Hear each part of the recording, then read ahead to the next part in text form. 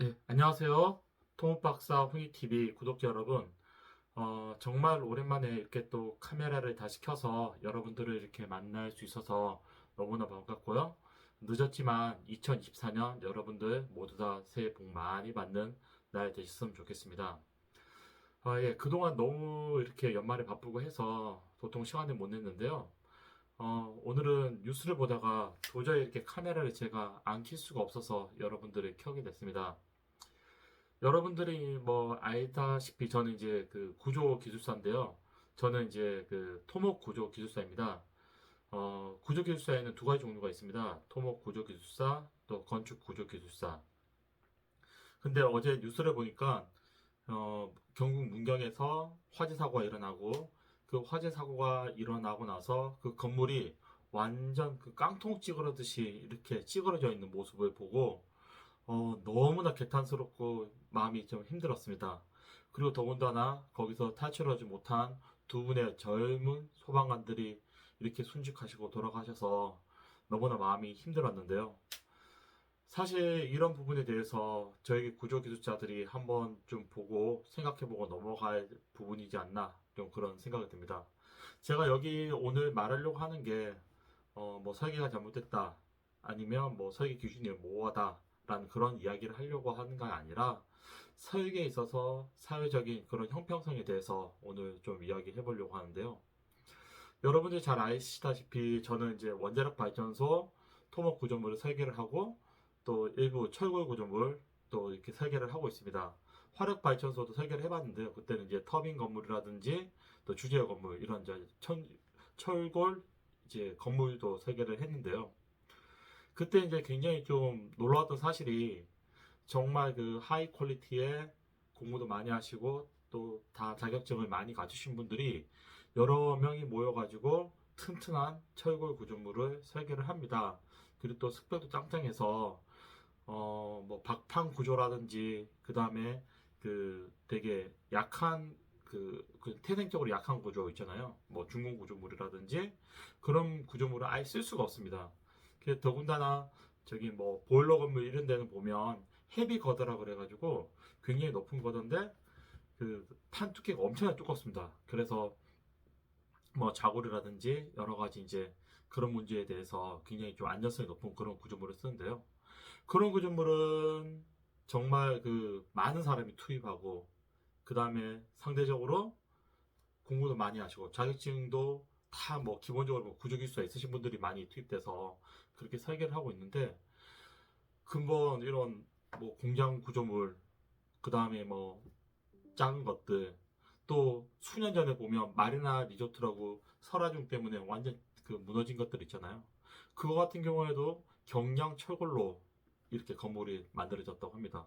근데 지금 이번 같은 경우에도 뭐 제가 구체적으로 보진 않았지만 어, 뭐 보나마나 안에 그 뼈대 구조 자체가 굉장히 좀 약하게 만들어졌지 않았을까 그렇게 예측을 합니다.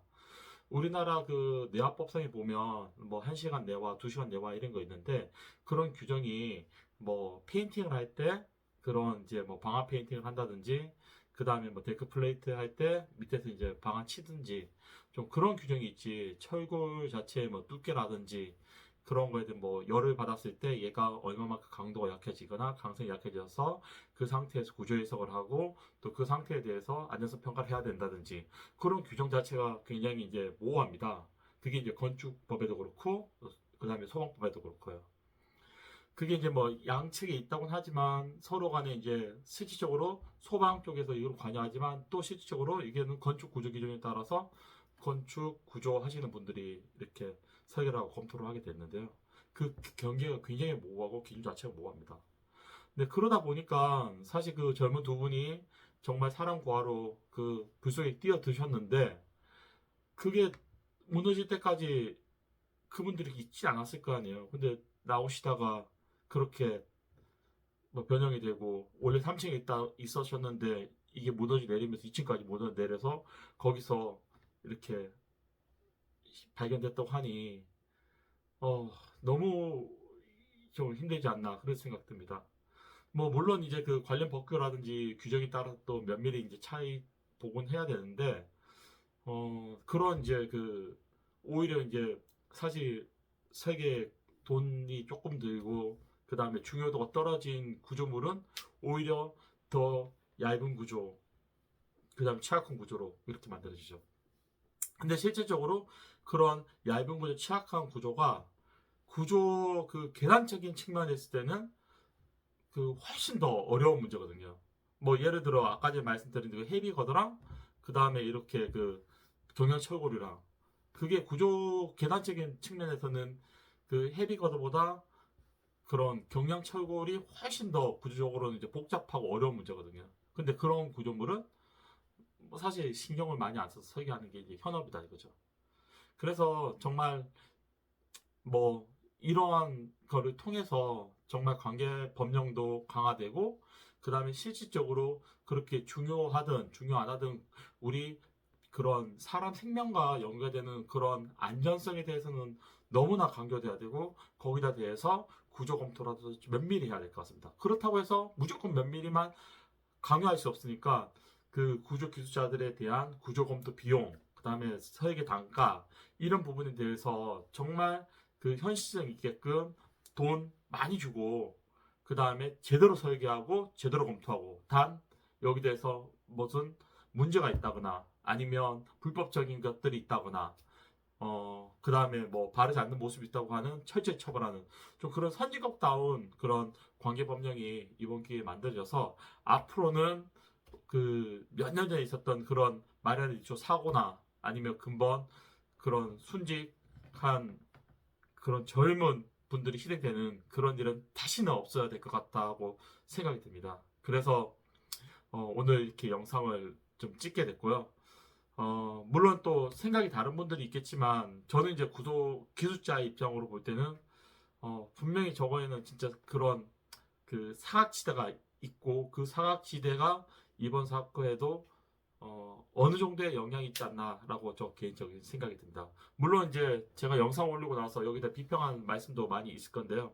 근데 한 번쯤은 그래도 우리 스스로를 한번 자성해보고 또 우리 스스로가 반성뿐만 아니라 그런 관계법령이 바뀌고 그 관계법령에 따라서 그런 이제 엔지니어가 제대로 대접을 받고 또 제대로 평가를 받고 그 다음에 그런 좀 검토 비용, 그 다음에 설계에 따른 그런 안전성의 평가에 따른 그런 비용들도 충분히 책정돼서 정말 국민이 안전할 수 있는 네, 그런 엔지니어링 그런 업계의 그런 환경들이 정말로 갖춰질 수 있으면 하는 그런 바람이 듭니다. 그래서 금방 이제 4월에 이제 총선 있잖아요. 네, 그럴 때 이 영상을 보는 분들 중에서 혹시나 좀 어디 높은 분에 있거나 또 관계권이 있는 분들이 계시면 꼭 그런 분들을 관찰될 수 있도록 해서 국민의 안정성이 반드시 확보되고 또 우리가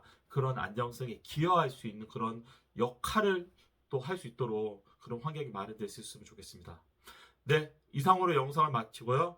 마지막으로 다시 한번 우리 순직한 두 소방관님들의 명복과 또 그 유가족들의 그런 마음을 위로하며 오늘 영상을 여기서 마치도록 하겠습니다. 감사합니다.